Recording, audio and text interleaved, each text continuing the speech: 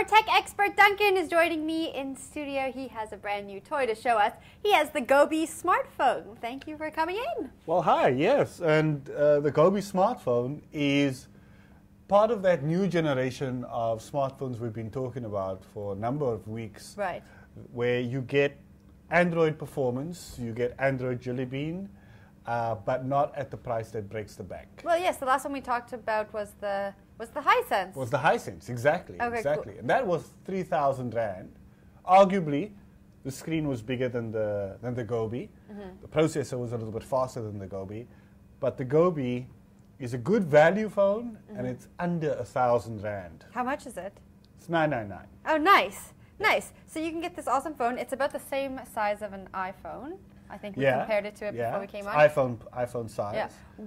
You get all the Android apps you have access to, and it's fairly, you know, one of the things that people often object with Android phones is they say that some manufacturers load their Android device with a range of sort of corporate applications. Right. This one, a little bit, but not too much. You get the News 24 app because it's been marketed by Kalahari.net, but you don't get an oppressive number of applications to load the phone and slow it down. And the News 24 app is very valuable, just have to say that.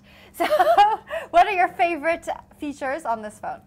Right, so right off the bat, what I like about the phone, as I said, it's not only cheap, but you also get dual SIM. And this is why. Like the other phones we've been talking about. Exactly. Cool. So you get dual SIM, which means that you don't have to be tied to a particular mobile network. You can play one network off the other. You can use one for calls and one for data. So that's a really good thing. Is this a trend moving forward for phones to have dual SIM? In South Africa, perhaps not so much, because South Africans have kind of been trained to have only one SIM in a phone. Yeah. But certainly in the rest of Africa, dual SIM is almost the standard, because mobile operators don't necessarily cover the entire country, and also people move from country to country, so they have multiple SIMs in their phones. But the technology is sound and it works, and I don't see any reason why it can't work in South Africa. On a word of caution though, you know, this phone costs under 1,000 Rand, but you're not going to buy this phone and expect the same kind of performance you're going to get from a 9 or 10,000 Rand Samsung Galaxy S5. So there are some compromises. I've been living with this phone for a couple of weeks, and unfortunately, I've got fat fingers.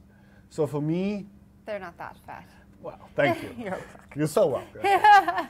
So for me, typing on the screen is a little bit awkward. If I take it to the browser, for instance, and I want to search for something, then you see the keys for me are a little tiny. Right. And my fat fingers don't perhaps work so well with the keys, but somebody else who's got smaller hands, it might work perfectly. The keyboard can only be that big because the phone is that big.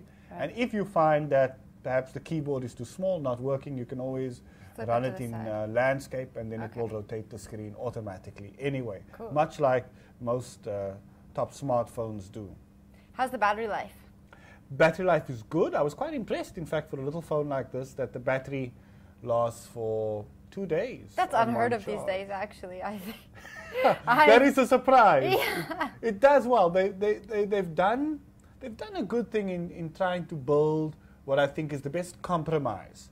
When you first get the phone, ironically, it's very neat that Kalahari has made it clear that it's their phone, because you immediately have the Kalahari.com application, so that takes you straight through to Kalahari.com. Just load, and of course, if you have a Kalahari account, you can go through the Kalahari.com, and you can immediately order and buy Kalahari products. Okay. And then it also has those free apps. And once you get started with free apps, you can then, once you do the click here, then the Google Play Store will open, and then the Google Play Store application will actually appear on the phone. And once you have Google Play, I mean, you have access to the hundreds of millions of apps they have on Google Play in any event. So it's kind of the best compromise device for people who are coming up from dumb phones and feature phones. This is, you know, rocket technology. Yeah. This is fantastic. It's got an FM radio, dual SIM, micro SD card slot, Nice. so you can expand the memory.